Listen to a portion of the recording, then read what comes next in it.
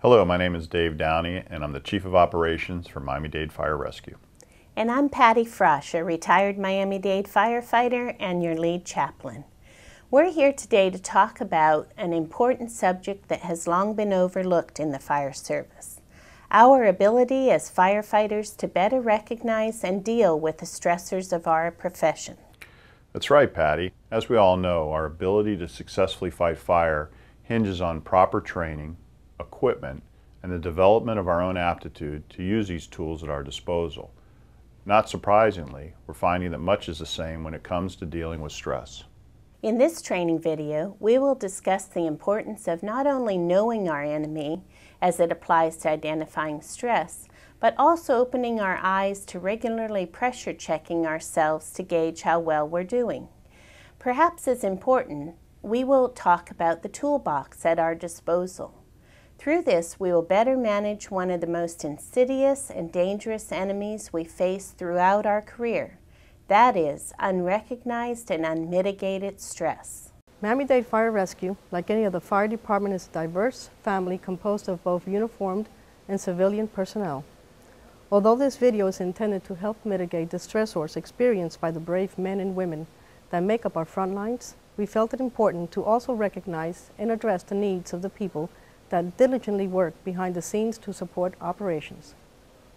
Much like a coach who is involved in the competition of his team but can't participate in the actual contest, our fire dispatchers, the operational bridge between the needs of the people we serve and the help we provide them, sit at their consoles many times without any sense of closure and are the recipients of the very real stress of that experience.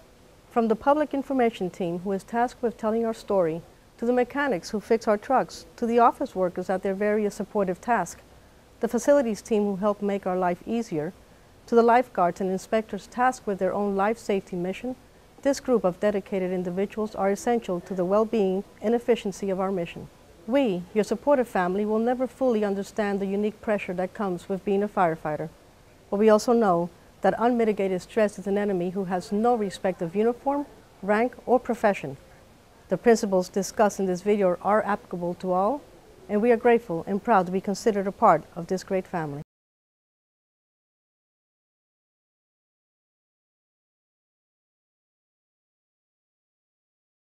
Understanding fire behavior is the basis of all firefighting principles and actions.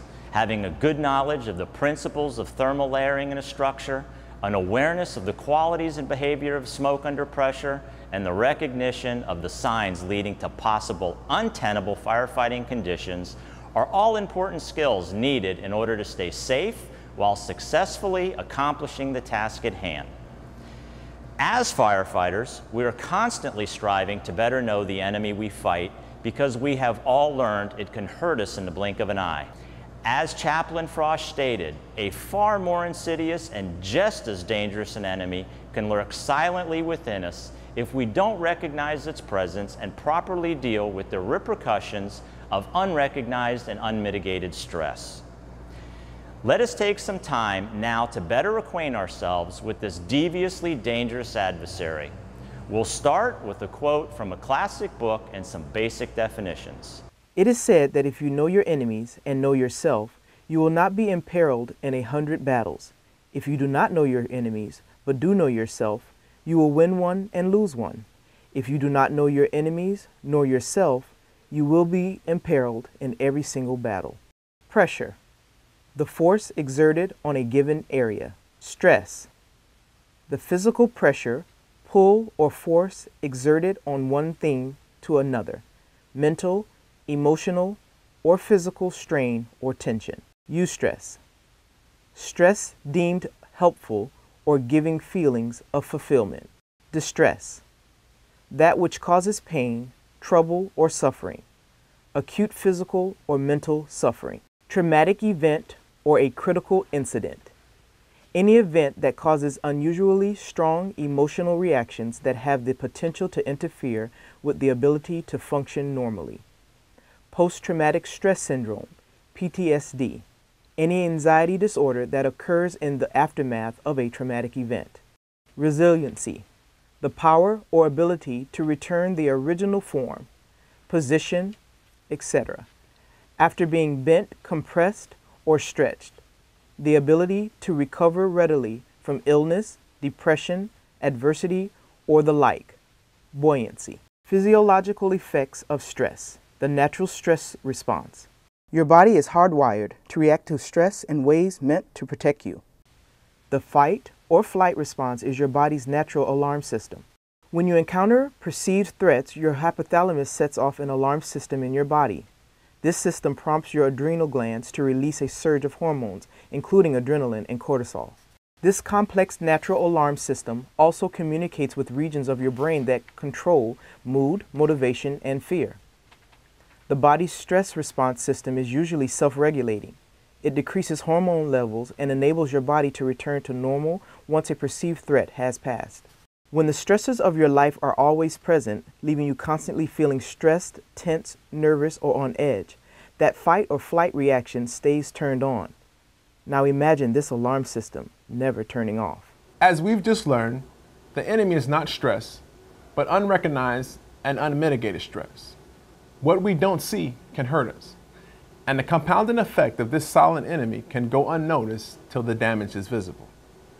Most of us in the fire service are adrenaline junkies, and not shutting down that alarm system can increase the risk of numerous health problems, including heart disease, digestive problems, and depression. Additionally, as firefighters, we're exposed to other risk factors that can make this enemy even more difficult to defeat. To begin with, our culture as firefighters, when it comes to dealing with emotions or stress, is not very healthy. We either think it doesn't apply to us, or we just press on and ignore it. Our chosen career consistently ranks at the top of high-stress professions. The traumatic events that we witness are engraved in our minds for life, and if not properly processed, can have a negative effect on the quality of our lives. More studies are showing that sleep deprivation and exposure to toxins such as carbon monoxide not only affects our physical well-being, but also our ability to deal with stress on an emotional level. Taking all these things into consideration, it's no wonder that the fire service in general are undergoing an epidemic growth in suicide and other unmitigated stress-related pitfalls. The good news is that people in general, and firefighters in particular, are adaptable, tough, and well equipped to cope with a variety of stress-filled events. The better news is that they can build up their resiliency to these challenging events. Let's see what Captain Bill Guston has to say about flow of pressure. Thank you, Vince. Today we're going to do a little different type of training. We're going to perform a standard four-way valve, forward lay hose evolution to symbolize pressure and stress. Firefighting, as in life, has its pressure, which can be a good thing provided that it's channeled appropriately. In a forward lay evolution, the pressure is properly channeled through a portable hydrant to the intake of the pump by a trained driver operator. Pressure in firefighting can be intense. We all know it because we're all members of this most noble profession. A portable hydrant manifold, as we all know, is an appliance that is used to channel multiple lines of water efficiently and without interruption. It's also equipped with a pressure relief valve. That relief valve is designed to relieve pressure before it can hurt firefighters or hose lines. The obvious analogy here is, how are we dealing with the pressure in our lives? As Captain Guston just demonstrated, every firefighter comes to work carrying a certain amount of normal everyday stress. This stress or pressure fluctuates according to life situations, cultivated attitudes, and learned habits.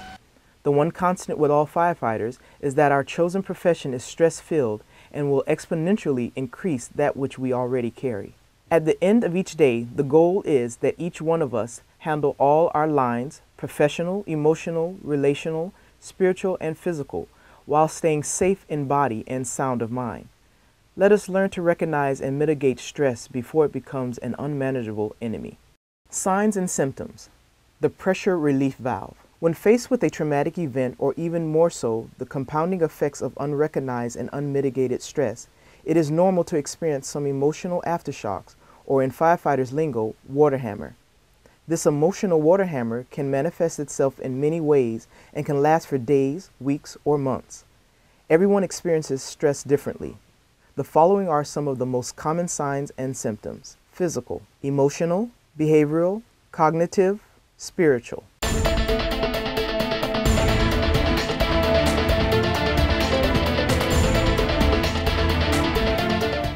A good officer knows his crew and is aware of their strengths and limitations.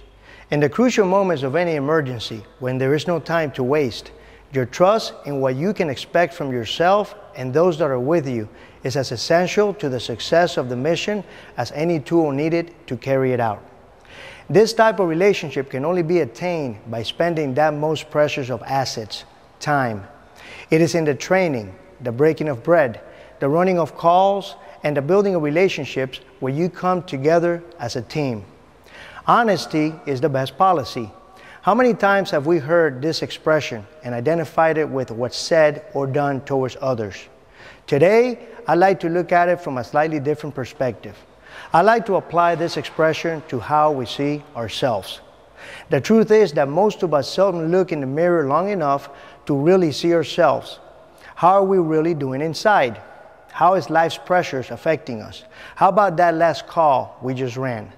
As firefighters, we all know that January is hose testing month.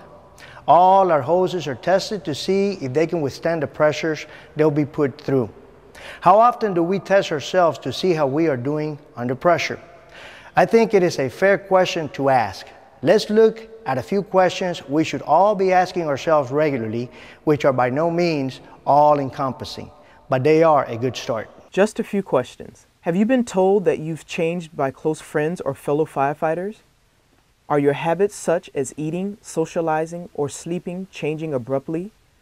Are you bothered by things that don't usually bother you? Do you feel lackluster or dull? Do you feel as if you can't get going and everything is an effort? Are you recalling traumatic events on a weekly or regular basis? Are you experiencing dreams or nightmares about a particular event? Are you starting to become frustrated or angry being dispatched to emergencies? Do you find yourself feeling guilty or grieving a patient who recently died? Have you been feeling tired for no reason? As firefighters, we know there's an appropriate tool for every task we're called to perform. This knowledge or recognition is a learned behavior. It comes from good training and experience. Sometimes the most basic tool is the most effective. The flathead and the Halligan, the bread and butter of firefighting tools. Properly used by a competent crew, it is a quick and effective way to make entry through a door. Other times, more sophisticated tools are needed, such as hydraulic cutters or jaws. Regardless of the choice, the importance of using the right tool can't be overemphasized. It can be the difference between success and failure, and what we do could mean saving a life. As Chaplain Frosh said it earlier, with stress, the first task at hand is identify and recognize. Call it out for what it is. Then, as Captain Ochea pointed out, we need to be real with ourselves and each other. If we are hurting, admit it. If we poke a little fun at you, it just means we care. When in doubt, talk it out. Once we've done that, the hard part is over. Now, it's as simple as picking out the right tool for the job. Let's find out what we have inside the toolbox at our disposal. The life we save might be our own. The right tools for the job. Education, know your enemy. Familiarize yourself with the signs and symptoms of unmitigated stress. Take advantage of educational opportunities offered by the department, such as critical incident stress management classes, applied suicide intervention skill training classes, chaplaincy program. Stay informed. Read your memos. Self-assessment and recognition. Know yourself and your enemy. Honestly and systematically assess yourself for signs and symptoms of unmitigated stress. Do a monthly routine pressure check, and whenever you find yourself in an unusually stress-filled period in your life. If you are not sure, reach out. Avoid isolation when not feeling whole. When in doubt, talk it out. Accountability. Build strong relationships. Identify and commit to having an accountability partner, stress buddy, whom you will openly share with regularly. Avoid speaking in generalizations when you are sharing with your accountability partner. Give permission to those that know you and have a close relationship with you to reach out when they notice something different about you. Take an active role and helping to change the department's culture, making it a more open and safe place to speak about the emotional challenges of our profession. Help create safe houses out of every station, every shift. Use resources at your disposal. Accountability partner, stress buddy. Each other, safe houses. MDFR chaplaincy. Professional counseling services if needed. Outside department and/or employee assistant program. Faith organization. Churches, synagogues, mosques. Do not ignore your spiritual well-being. Spend time seeking the God of your understanding. Spend time with those you love and build strong and caring relationships. Take care of your physical self. Eat well and exercise. Do things that you enjoy. Avoid excessive use of substances. Use things in moderation. Love people in abundance. Do the latter more. Use your off time wisely. Rest. Live within your means to avoid unnecessary financial stress. Let's take a minute to do a quick review of what we've covered. We have learned the importance of acknowledging the enemy we are fighting and the harm it can cause if we just ignore it. We have seen the importance of recognizing the signs and symptoms of that emotional water hammer, not just in ourselves, but in those around us, so we can better hold each other accountable. We've been made aware of some of the tools at our disposal to better equip us to combat this unseen enemy, and are encouraged to understand that this doesn't have to be a losing battle, as long as we stop denying it exists and use the proper weapons to fight it. Remember, when in doubt, talk it out. So what does an emotionally resilient person look like?